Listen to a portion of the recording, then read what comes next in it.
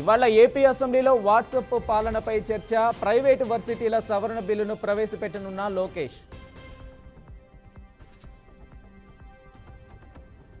తెలంగాణ అసెంబ్లీలో ఎస్సీ వర్గీకరణ బిల్లుపై చర్చ. రేపు బడ్జెట్ను ప్రవేశపెట్టనున్న ప్రభుత్వం. ఇవాళ పోలీస్ కస్టడీకి పోసాని ఒకరోజు విచారించనున్న సిఐడి. ఎస్ఎల్బిసి టన్నెల్లో 25వ రోజు రెస్క్యూ ఆపరేషన్. ఇంకా లభించని గల్లంతైన 7గురి ఆచూకీ.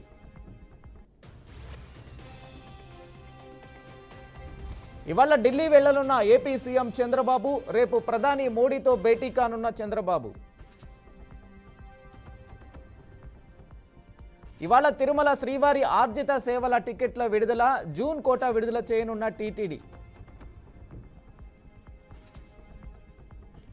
రష్యా ఉక్రెయిన్ యుద్ధ నివారణకు ట్రంప్ ప్రయత్నాలు. ఇవాళ పుతిన్తో భేటీ కానున్న ట్రంప్. ఇవాల్టి నుంచి ఏపీ ఎమ్మెల్యే ఎమ్మెల్సీల క్రీడా పోటీలు. 21న విజేతలకు బహుమతుల ప్రదానం.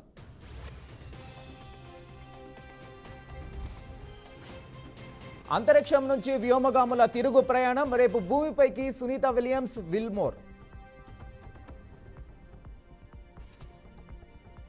27న ఢిల్లీలో తెలంగాణ డీసీసీ అధ్యక్షుల భేటీ.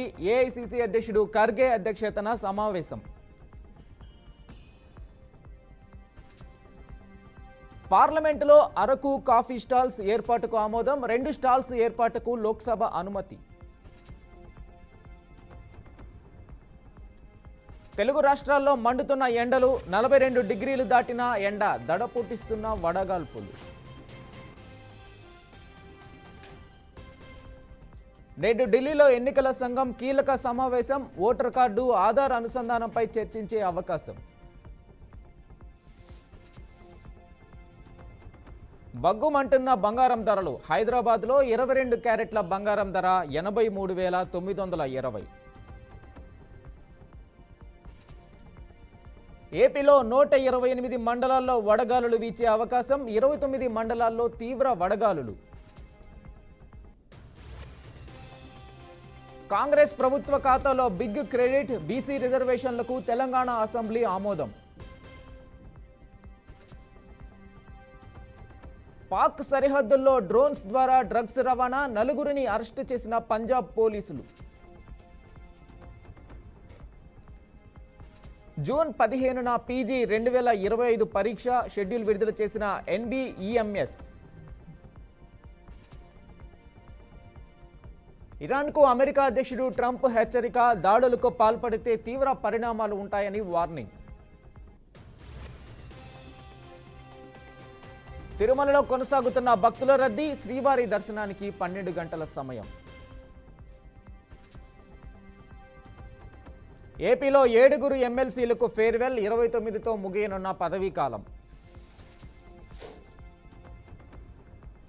అమరావతికి చేరిన విశాఖ రాజకీయం. ఇవాళ టీడీపీలో చేరనున్న కార్పొరేటర్లు.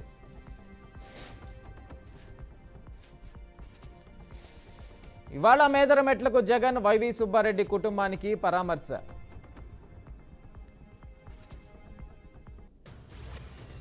చంద్రబాబును కలిసిన పవన్ కళ్యాణ్. కేబినెట్లోకి నాగబాబును తీసుకోవడంపై చర్చ. కేంద్ర పన్నుల్లో 7 రాష్ట్రాలకు 60% వాటా. మిగిలిన రాష్ట్రాలకు 40%.